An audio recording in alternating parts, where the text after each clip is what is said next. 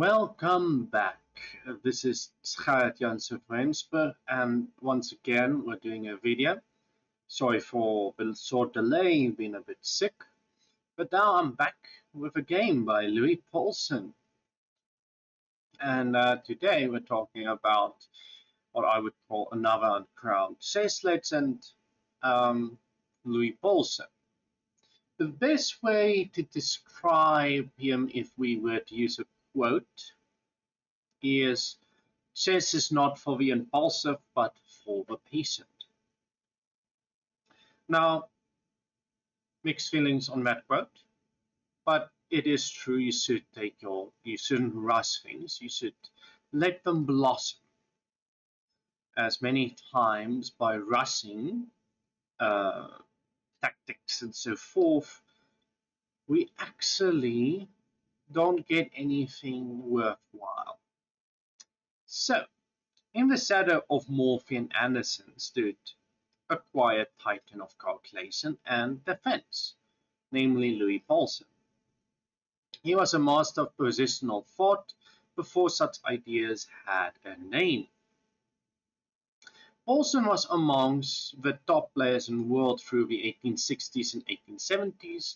He wasn't flashy, but he was foundational. Paulsen tied or defeated the likes of Anderson, Kolich, and Newman, holding his own against the best. Yet his greatest legacy lies in what he gave the game: deep, original insights into both attack and defense. He introduced a variety of advanced introduced or advanced countless lines.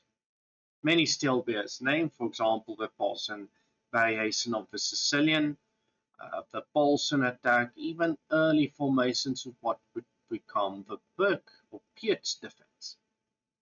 His style, grounded in logic and foresight, was a precursor to Steinitz's revolution. As for those who wonder what the Paulsen variation is, I'll just quickly show it in the Sicilian,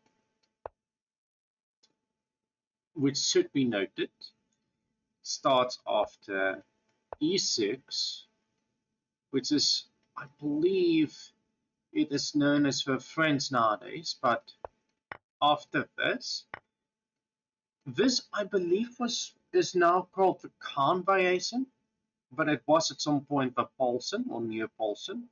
Same with this. He's sort of responsible in his time for the theory. You still get that this is even known as the Taimanov or Paulsen, depending on who you ask. So, anyways, back to what I was telling you about our wonderful friend Louis Paulsen. So, though he never held the title of world champion, Louis Paulsen played as though the board itself deserved respect. His games remind us that patience and clarity can be as powerful as brilliance, and we do actually see that in this game with him playing for a long time and keep pushing and pressuring until he actually gets the point. So the game is called If Rooks Could Kill and was played the 22nd of July 1873 in the Vienna 1873 tournament. Held in Vienna, the western capital of the Austro-Hungarian Empire, which was what it was known as in that time. Louis Paulsen, playing with the white pieces, was 40 years old at the time of the game, while with the black pieces is Joseph Henry Blackburn, yet again returning to the channel. He was 32 years old at the time of the game. Nicknamed the Black Death, Blackburn was one of the most feared attacking players in the 19th century. A master of simultaneous and blindfold exhibitions, he claimed major tournament victories at Vienna 1873, which he shared with Steinitz, London 1876 and Berlin 1881. Though he lost matches to giants like Steinitz and Lasker, he held his own against Zakitoth and Gansberg, and even won the 1890 match against Francis Joseph Lee. Remarkably, at age 72, he tied for first in the 1914 British Championship. Celebrated in his time, the British chess community honoured him with a pension and tribute in his later years. So, Paulsen opened up with e4 and Blackburn played d5. On the surface level, this is a Scandinavian defense, which is a solid and respectable opening. But on closer inspection, I have to say I consider this to be a dubious move. Yes, I know. But the reason I see it as dubious is it betrays a lot of principles. For one, the most common continuation which we will see in this game brings out the queen out early and allows white to quickly develop all the pieces easily and with tempo. It also releases all tension in the center too early for my liking. So e takes d5, which is the principled approach and the one that should be taken 9 times out of 10. There's almost no reason not to take. For example, e5 actually gives black a very fine position and gives us actually a tempo up Caro-Kann with moves like, let's say d5 is played, bishop f5, f6, e6, bishop e2, and we find that we are on the short variation of the Caro-Kann, except we have an extra tempos black, which is wonderful. Otherwise, if we play knight c3, we just get kicked in the face with d4. So really, the only real good move here is e takes d4 for white. Any other move is giving actually black, how to put it, it actually justifies black's move. So queen takes d5, knight c3, queen a5. The idea is to keep the queen active, but it does not at all fix the problem of bringing out the queen too early. Queen d8 is another line, but it is too passive to even think a good move, at least in my opinion. I know it's a theoretical line, but he has made 2 moves with the queen in a row, and now it's as if white just played knight c3 and gets to play another move, and black doesn't have anything. So there is almost no argument for compensation for black in that variation. So queen a5 at least tries to make that argument. Knight f3, g6. I don't actually like this move for black. Knight f6 would be a better choice, in my opinion, as it develops a piece. And a knight before bishop. It also tells white that black is most likely. The other issue of g6 is that it also tells black that, white, that black is most likely going to castle kingside. I would also consider c6. It is based on theory in the case that I considered, but also it stops bishop b4, b5 check. It stops a knight going from to b5 or d5. It gives a escape square for the queen if it gets too hairy in the position. And I would also even say c4, b5 might be an idea. This might look a bit similar to some Slav or semi-Slav ideas. And we get to develop pieces. A different move that I also consider is e5, but I think the reason e5 isn't played is because of d4. There's a lot of complications here. I'm not sure who it benefits. For example, after e4, we need to use a move knight f6, followed by bishop d2, and white can castle queenside. So I don't think it really works. There's also the option of playing after e4, just, oh sorry, after e takes d4, there's also the option of just knight takes d4. Maybe there's also the option of just playing bishop c4 here, knight f6, and d3. So there's a lot of options. I still think e5 is a valid consideration. Oh well. g6, like I said, I don't necessarily like it.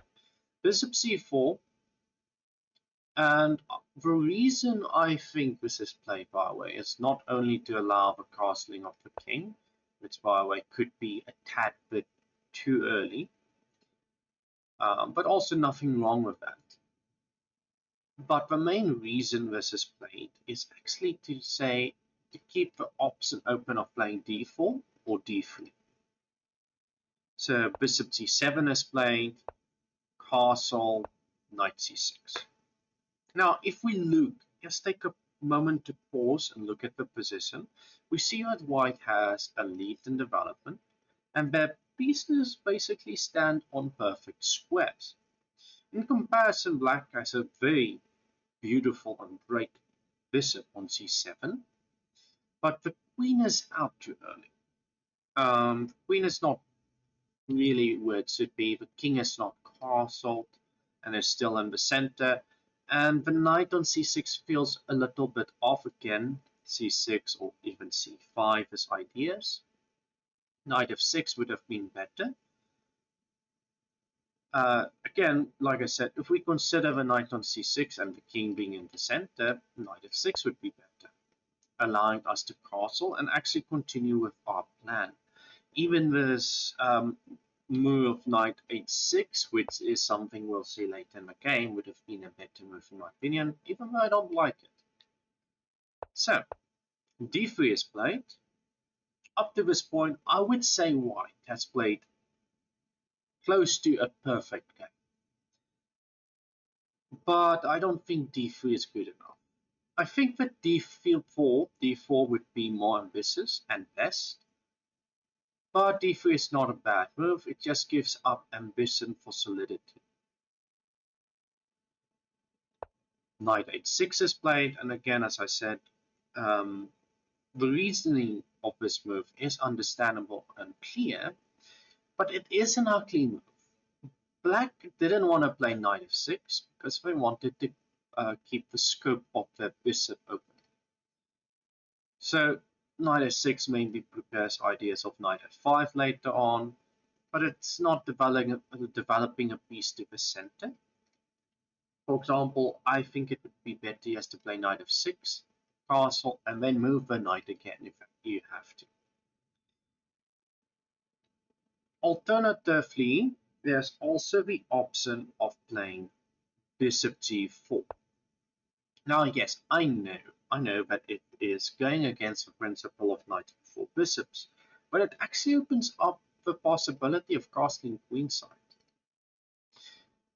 But the real big issue of knight h6 is that it allows a tactic to crop up that will win material if spotted. So knight e2 is played and white's development is complete. And yes, white did develop with tempo here, because if black, for example, has castles, we get to play knight e5 and all kinds of issues arise after that. The queen is almost trapped and you're just winning the pawn on c7 with tempo. Example being castle, knight c7, queen drops to a4 or even c5, and we just take the pawn with tempo. But I did, however, miss the tactic here in the position, and after I went through the game and then afterwards just checked with the ends in my analysis, I found that there's an opportunity here to win a knight. So it actually goes as follows: knight e5. Of course, we're threatening to take and do all kinds of horrible things to black. But okay, let's say black has castles. Very natural move. B4. The queen is basically trapped, so knight takes b4 is forced, followed by bishop d2. Now the knight is lost. For example, you can't kick the knight on d5 as forces me to take. And if you try to defend the poor knight, it's just a3. e6, a takes b4 with tempo, so the queen has to move, and we have knight e3. There is not really any other fantastic move because bishop g4 still allows b4, and let's say the queen tries to move, but again then we're allowing to capture here with check. Let's say b5, it's just take a pawn of check. If a4, it's the same thing, so it just gets worse. So anyways, the tactic was missed by white, and so knight e2 was played. And black responded with queen h5, getting the queen out of danger and keeping it as active as possible. And knight d5. It centralizes the knight and attacks the c7 pawn. So I do like the move. However, this is a case where there is actually a better move. And in fact, this is a rare case where it is a restrictive move at best. And that move is h3. It restricts the development of the light squared bishop for black and makes it hard for black to continue. For example, in this position, yes, black can use castle to prove a point, but then rook e1 and I'm hitting the pawn. Okay, it is defended, but what does black play here? For example, we can even go back and move and point out that after bishop f5, we have knight e5. And you could be wondering, okay, what's the idea? Well, simply after castles, we have bishop f4 trapping the queen. And the same with long castle, it's the same deal. So bishop f4 doesn't help us. Castles is the best move by way of takes. But to point out one line that the ensign even considers playing is this. So yeah, h3 would have been a great move to play, taking into consideration there's no tactic, there's no immediate way to finish off black, and that we have the lead in development, and we're not quite sure what we want to do immediately. And with that, we can consider, okay, but the bishop on c8 doesn't have a...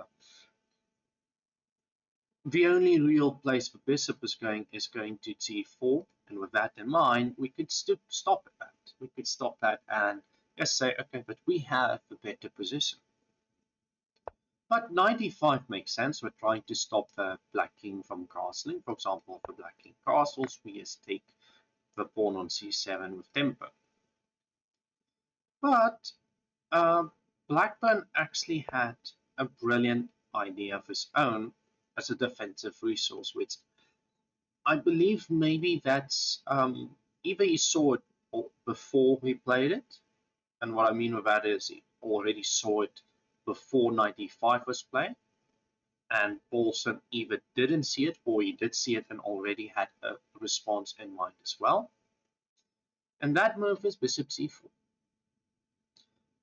So it definitely sacrifices in exchange with a pawn as well, but it actually is fine for black because after take,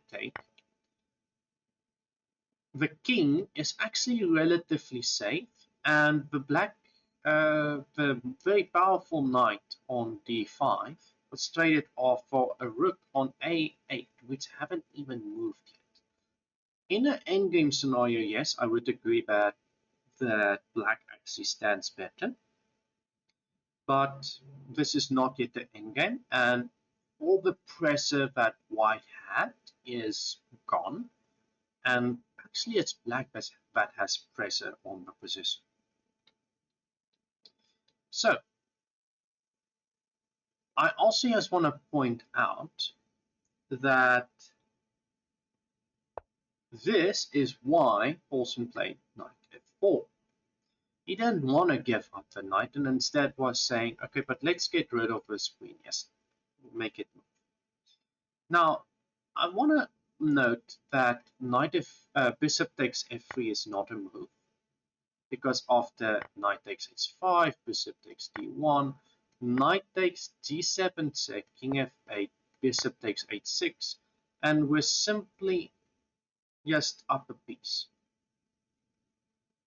So that continuation is not possible for black, hence why the queen has to move. Now there's two squares for queen. I'm not quite sure what the big difference between them is, however. I didn't quite look and try and figure out 100% what's the big difference, but that's queen f5 and queen c5. I'm honestly not 100% sure what the big difference between the two squares is, but I think why Blackburn chose f5 is simply because it keeps the queen close to the queen side, and therefore more involved in tactics / attack on the white king. But I don't think black has the right to attack right away. So h3 is played, and bishop takes f3. Now, technically bishop to h5 is an option, and there's a few ways to respond from knight takes, which is the best by the way, but even g4 seems almost like a move. So for example, knight takes, and okay, it doesn't look that great. I actually only looked at bishop takes c4, pawn takes, queen takes, king goes to the corner, and white stands better because black still doesn't have an attack. So, and also two pawns were traded for a piece. So overall, there's no attack, so the sacrifice doesn't justify itself. And on top of that,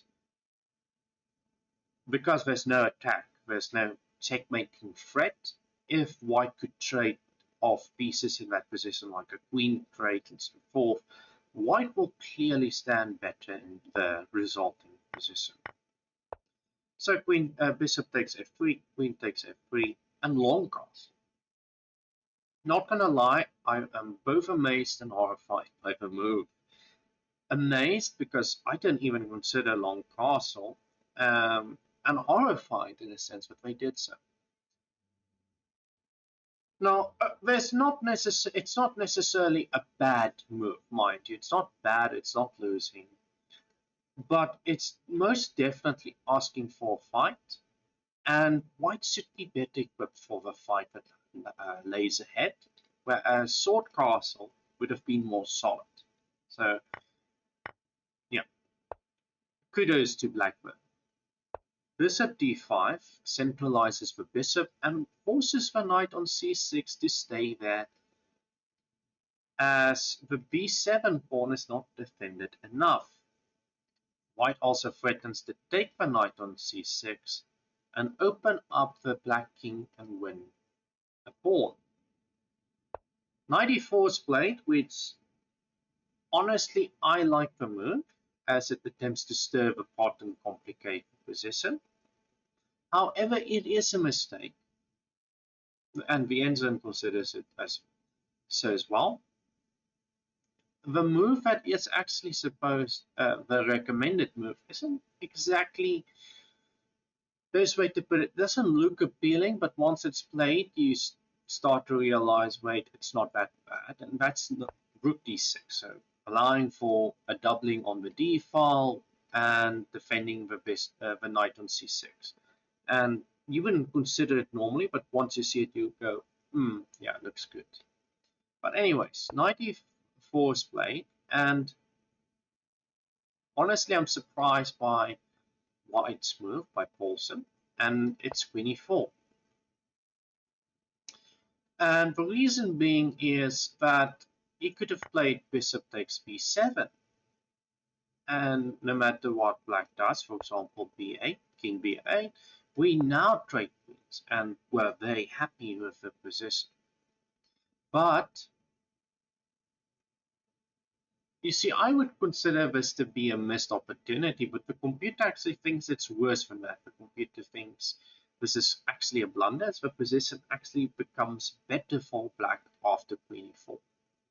Now, to showcase some of the lines after bishop takes b7, king b8, we say let's trade queens, and say if queens were to be traded, knight takes c2, rook c1, d4, rook c4, and the game goes on, it becomes more complicated. For example, let's say c6 is played. Now we play bishop c3, and we just increase pressure on the knight. It's not by any stretch of the imagination over. The game is not over, but it's most definitely a pawn up position for white, which should prove to bear some fruit. And king d7 is just followed by queen d5 check, and that should also be good enough. Because after this, we just play bishop c6 check. If knight takes, we take the knight back. If the king moves, we take the rook with checkmate. But anyways, queen e4 is played, and here's the thing: e5 is played, which 100%, it's an understandable move, don't get me wrong. It protects the knight on d4, which was technically hanging in that position. But the queen trade would only benefit black. So e5 is not needed. The queen trade would benefit black only, and allow black to win a pawn on c2. It also attacks the f4 knight, which yes is good, but queen takes e4 would have just been better.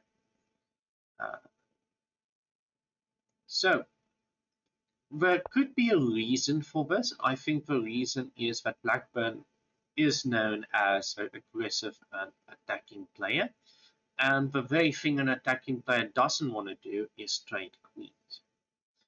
So it makes sense, but also e5 allows white to take the queens. I mean, e5 doesn't stop this. Admittedly, I would consider this to be a blunder as well, because it allows black to just mobilize the entire army, and yeah, it's just gonna go from bad to worse very, very fast. But okay, to point out why queen takes on e4 would have been better is queen takes, bishop takes, knight takes on c2. If d takes on e4 was played instead, it's still knight takes on c2. So let's just go with bishop takes on e4. Knight takes c2, rook a c1, as in the previous line I showed, knight e4, rook c4, and now e5.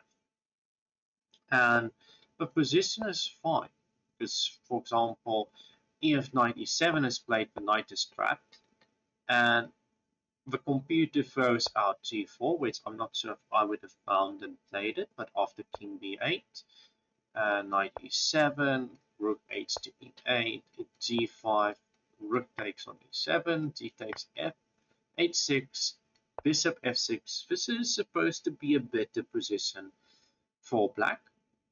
The reason I would say it's better is because of this amazing outpost on d4, which the black knight is filling currently, the backwards isolated pawn on d3, so the rooks could double up and attack it. And yeah, there's not really a lot of ways to attack black in this position, so I really like it. And anyway, instead, black played e5, and now again Paulsen played c3. I understand the move. I do like it, as it kicks the knight out on d4, and showcases an excellent understanding because after uh, e takes on f4, c takes d4, we're trading equal amounts of pieces.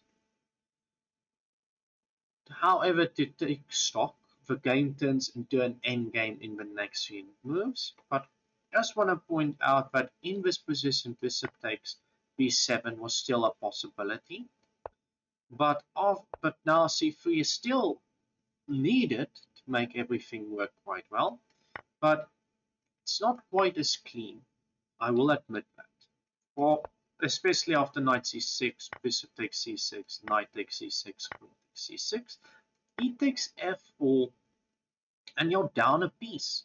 But the reason why this is acceptable, in fact, is because of rook e1. Rook a to e1, and we're threatening to infiltrate on e7, and all kinds of checkmate ideas are possible. And in fact, white has the attacking uh, initiative, and the great attack.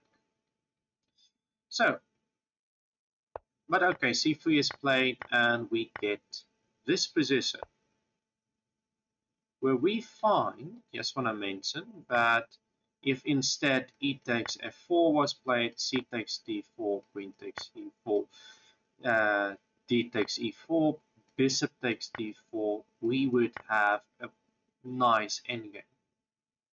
Yes, this is possible, but now we're opening up all kinds of problems, and also technically this is a move, but I'm fine with just playing this, forcing the bishop back, and suddenly there's issues. For example, we win back a pawn with check. So, queen takes, we reach this position, which looks very similar. Yes, this hangs, but again, the reason why black plays g5 is to stop this idea of bishop takes on d4, bishop takes f4, bishop takes b2. Black doesn't want to give this pawn up on f4.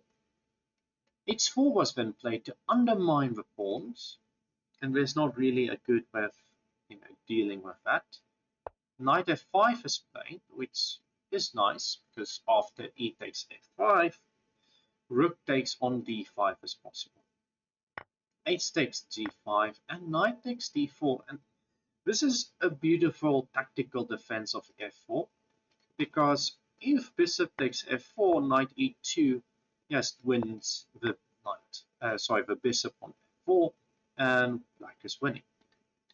So rook f to d1 was played, bringing the rook to the center and the open file e file, and rook d7 attempting to double the rooks, king f1 stepping out of the check on e2, and c6 is played. So the bishop gets attacked, and therefore is posed a question. Will Paulsen move it? Where will he move it? Will he take it? What will he do? No, he will not move it. He counterattacks instead, and this is how you play proper chess, because this is an equal trade, which is fine with us. So c takes d5, bishop takes d4, and if he has take, I win a piece. So you have to take my bishop, which allows me to play rook takes d4, and this pawn is pinned. So to take stock of the position once again, this game is now most definitely an endgame, and the most important elements of an endgame is by far the activity of the pieces. Taking that in mind, we can see black only has one active piece, and it's not as active as the rook on d4. White's other rook on a1 will now develop to c1 with check, which is tempo, and become another active participant in this endgame, whereas rook on h8 isn't. Now, with that in mind, the problem with d takes e4 is that we gave white an open file, and we has made the rook better, and therefore h6 would have been better. aiming to trade pawns and open the not open the d file, actually open the 8's file. And so a continuation would have been rook c1, king d8, rook c5, and now actually d takes e4 is fine. Rook c to d5, rook takes c5, rook takes d5, king e7, and c takes h6 and rook takes h6, and this should be a draw if played correctly. And because also black is a pawn up and the king is more active. So rook c1 check was played after d takes e4, king d8, and rook takes e4. It makes sense, not gonna lie, this move makes sense, but there's actually a better move that can be found when we think of that principle of activity.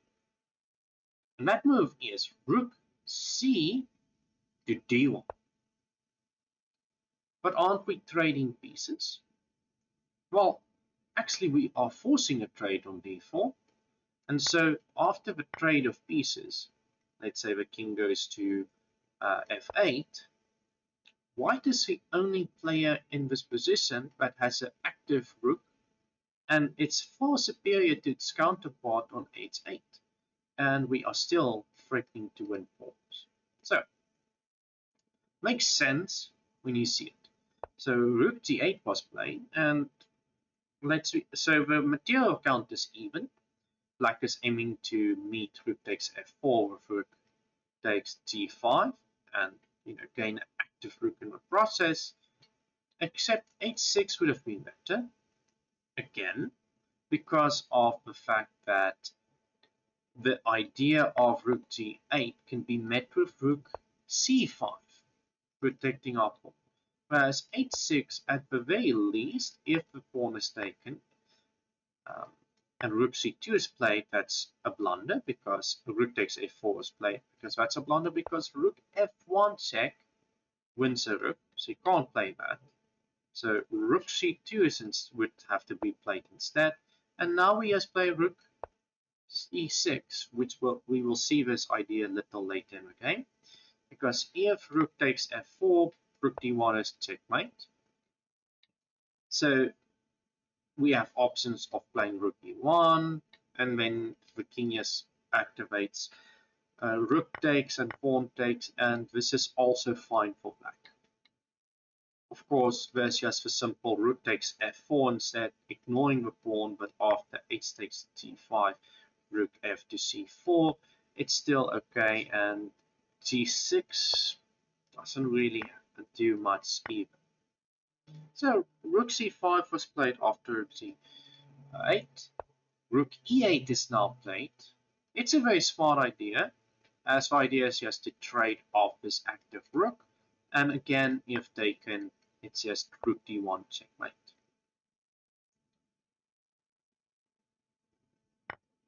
Therefore, a pair of rooks are traded. But, this is a big but, in the wrong way. Again, when we think of activity and stuff, and think about the endgame position we currently have, there is actually a better way to trade rooks. And that way, and really it's a hard move to see, I would wager, so you can try and figure out what that move is. But the move is in fact rook c8 check. King takes c8 because that's the only move, and rook takes e8 check.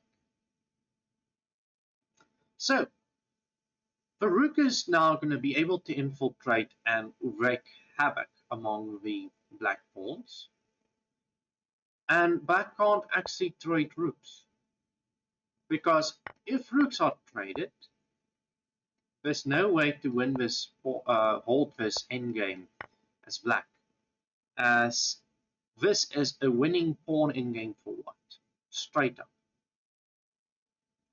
Another example would be after rook d8, f6 is an example, and then we still take. So king c7 would have to be played, and now we still play e2.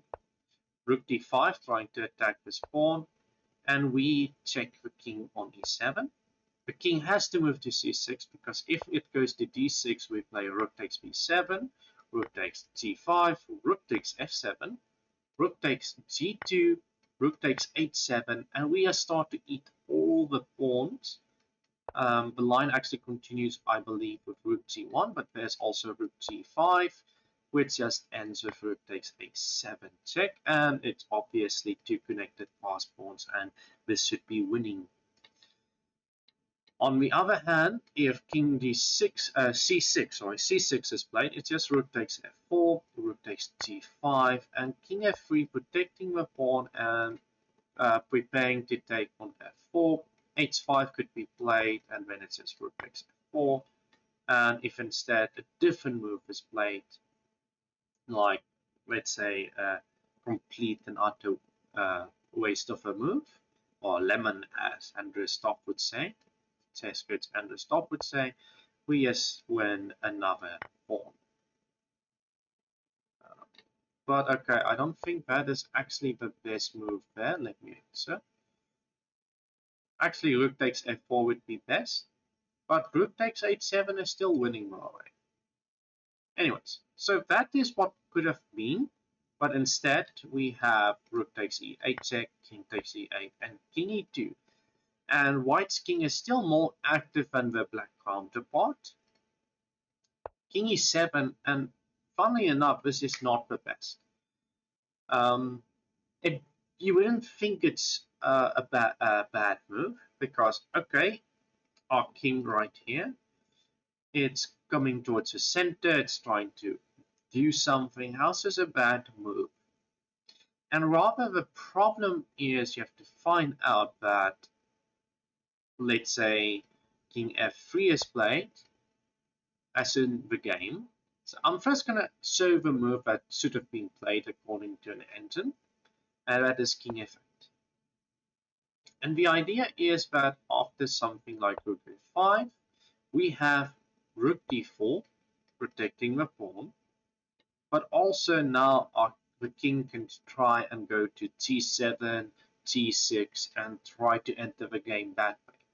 Because the problem with king e7 is that the king is now placed on the 7th rank, which means the black rook can't quite move. So, as an example, let's say the rook goes to d4. Now rook c7 check comes in. Again, a rook trade is not possible for black. And so once the king moves, we just start eating pawns. So king e6 is forced. And now Paulsen played something which I'm not entirely sure what the reason is he didn't play king takes f4, but I do like this move, don't get me wrong. And that is rook to b5. My guess, educated guess, if you will, for why he played it, is he wants to keep this rook on d7 stuck protecting the b7. And king takes f4 maybe gives a little bit too much for black, because it is just equal by the way. So rook e5 check, king d7, rook b5, king c6, a4, a6, rook b3, rook takes f2, rook g3, and equal material on the board. This rook is very active, and yeah. So I understand why he played rook b5, but I'm not sure why he didn't play the pawn. Maybe his thought, his main reason being was to keep the rook stuck. But anyways, a6 was played, rook b4, king f5, rook takes f4 check, king takes d5, rook g4 check, king f6, rook b4 check, b5, a4. So as can be seen when looking at this position, the pawn structure is pretty much symmetrical. Therefore, it should be a theoretical draw. The engine also considers it a draw. So let's see where black went wrong. So this is move 36. And we'll now see how Paulsen kept pushing and pushing, kept having patience, and with patience came a reward.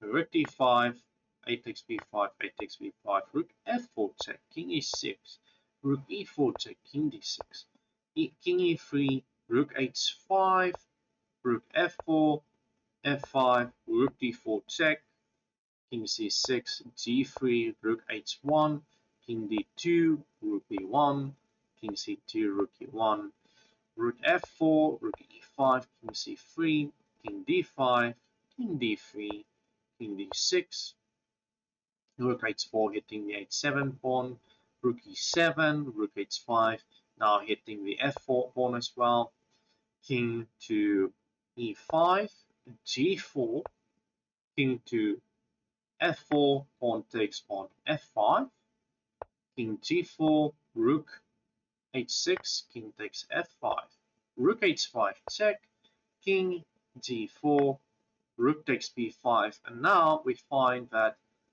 white is currently a pawn up, but this can still be drawn our way. h5, f3 check, king takes f3. So black is a now equal material pawns, etc. Or rather, to put it this way, white is only a pawn up, so we should be able to stop it, right? Well, no.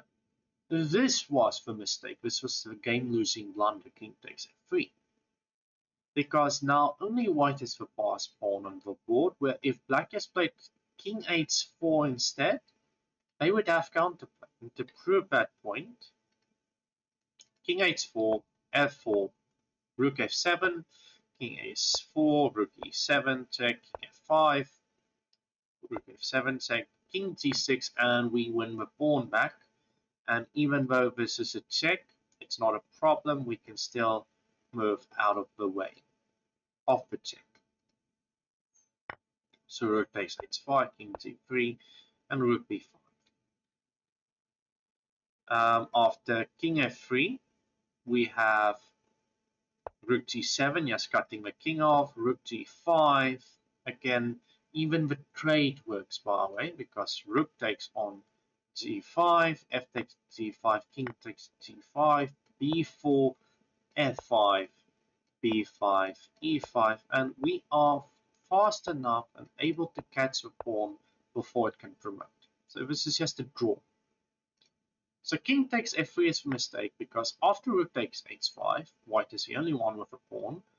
Rook d7, king c4, king e4, b4, rook c7 check, king b5, king d4, king b6.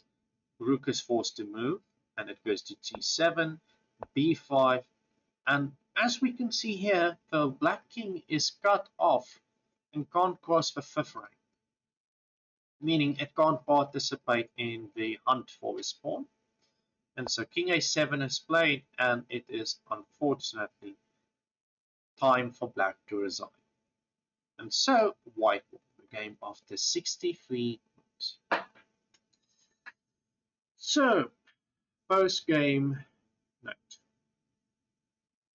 First off, I think both players played well overall. That said, I'm not a fan of black's opening choice. While theory has demonstrated that the Scandinavian is playable, I believe it violates some fundamental opening principles and gives white too much too early. In return, I don't see what black really gains beyond a somewhat solid but passive position. Even the ensigns tend to slightly prefer white in most mainline Scandinavian positions. Yes, strong players have made the Scandinavian. Magnus Carlsen famously defeated Fabiano Caruana with it in 2014. But I see this opening, much like the London system, as something that only makes sense at master level and above. At that level, players understand positional nuances and principles well enough to navigate its drawbacks effectively. For club players, though, the Scandinavian often becomes a concession. Looking at some statistics reinforces this view. For example, if we use the Lidzes master database, It shows that only 24% of games are won by black compared to 39% for white and 37% draws. The 2024 Mega database paints a slightly better picture for black, with 32.8% of games ending in a win, 25.1% of games ending in a draw, and yet again 42.2% of games ending in a win for white. So even then, white has maintains a clear edge if we're looking at statistics. Now regarding the game itself, Paulsen missed a few opportunities, but the most baffling one was skipping 14 bishop takes b7, which could have shifted the momentum significantly. Blackburn, on the other hand, played an excellent game given the hand he was dealt. It's just this tragic story in the end, as his final blunder in a 56 king takes f3 cost him everything. So, I hope this video was educational and you guys enjoyed the video. As always, if you're in South Africa and visiting, check out, if you're also in the Gauteng province, check out the Pretoria Chess Club. I'll be posting a link to the Facebook group in the description, and also a link to the website itself where you can contact people, including myself. And with that being said, I hope you guys enjoyed it and have a nice one. Cheers.